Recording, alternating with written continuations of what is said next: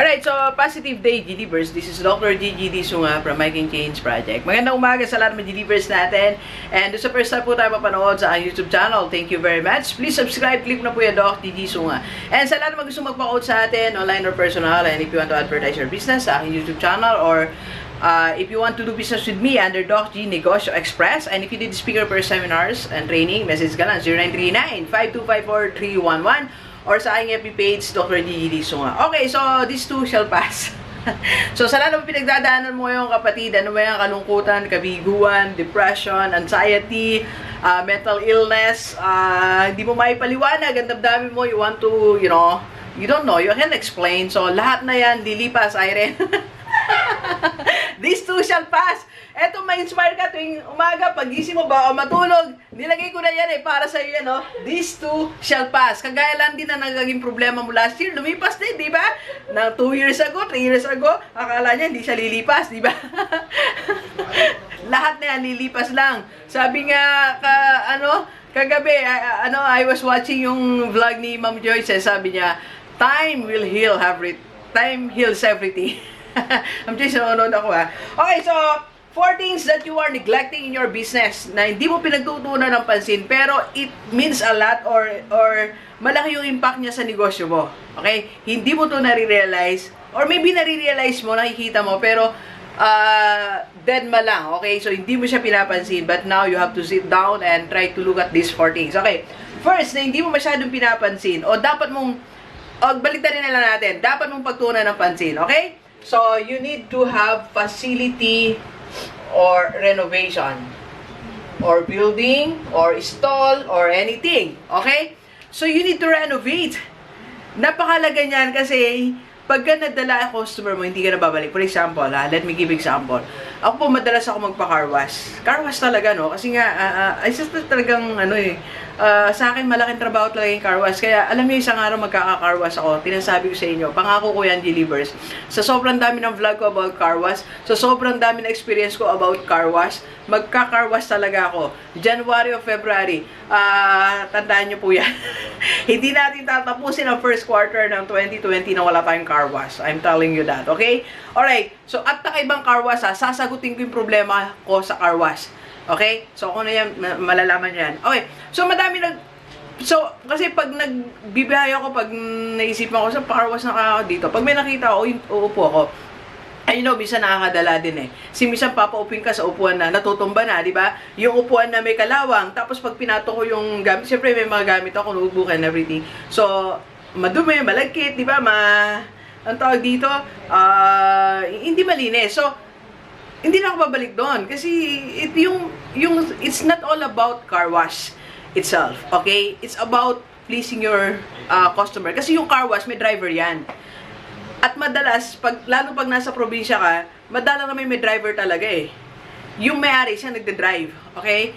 So, yung may-ari mismo, pa-open mo doon. Diba? So, dapat niisip din natin. Doon yung iba, maayos naman talaga. Yung iba talaga niyo mo po, ayaw mo po, baka masabit yung upuan mo, magasgan. So, try to see yung renovation natin. Baka kailangan mo na mag-repaint, baka kailangan mo na magkumpuni ng yung upuan, kailangan mong linisin. Diba? So, yung bang restaurant mo, yung kainan mo, karinderya mo, yung coffee shop, diba? Maganda pa ba? Diba? Maayos pa ba yung pintura?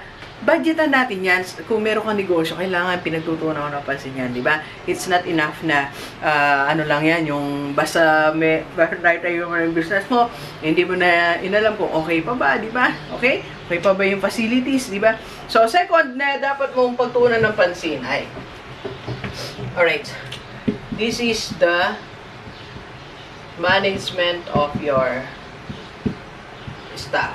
Alright? Management of your staff. Right? So, ito yung,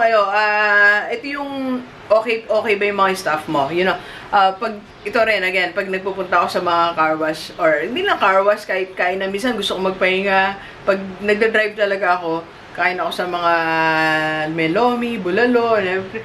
Tapos makikita mo, marinig mo na lang yung mga client, yung mga staff ng mga, ng business. So, yung kwentuhan nila, ang ingay, di ba? Siyempre, nagpapahinga nga yung customer nyo, kaya nga uminto yan, magpapahinga, kakain, gusto ng katahimikan, di ba? So, ang ingay, minsan yung joke nila, sobrang hindi naman appropriate, di ba? So, minsan may nagmumurahan pa, tas yung itsura nila, parang kagigising, amoy banig pa, amoy banig. Di ba? So, you need to take a look on this. Kasi baka mamaya, ang dahil mo dapat kliyente, nasasayang lang. Hindi na kasi bumabalik eh. Nadadala. Ayun, that's the term. Nadadala yung kliyente mo. Okay? So, baka kailangan, minsan gusto mo i-training sila, di ba? Kausapin mo sila, i-mentor, i-coach.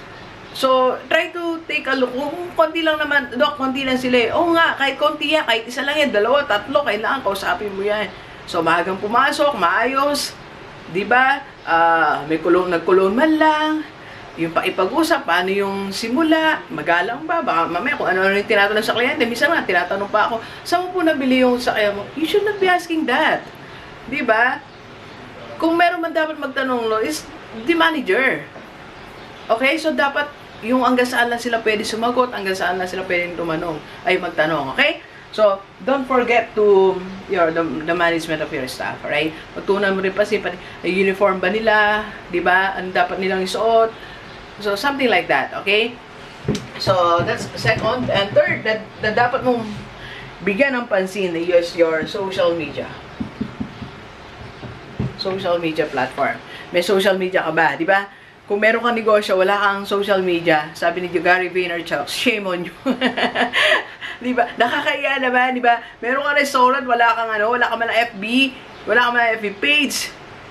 Diba? So, Doc G, traditional ako. It's not traditional. I'm the number 1 traditional person.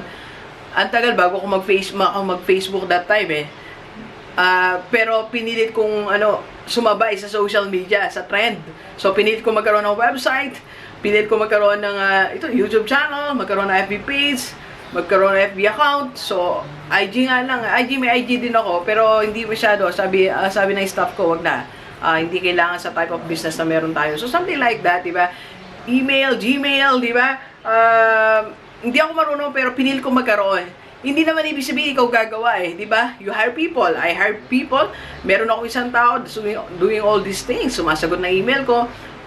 Nag-maintain ang website natin. So, something like that na pagtunan mo ng pansin social media platform. Kasi sabi nga, di ba, 50% of the people around the planet nandyan, nasa internet, di ba? And yung kliyente mo, nandyan na rin.